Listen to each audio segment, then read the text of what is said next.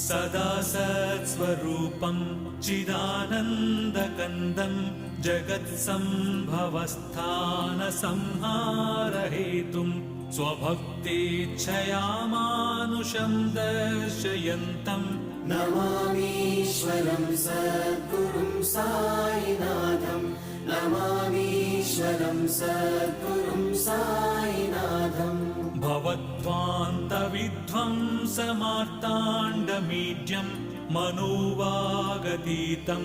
मुनिर्ध्यानगम्यं जगद्व्यापकं निर्मलं निर्गुणं त्वां नमामीश्वरं सद्गुरुं साईनाथं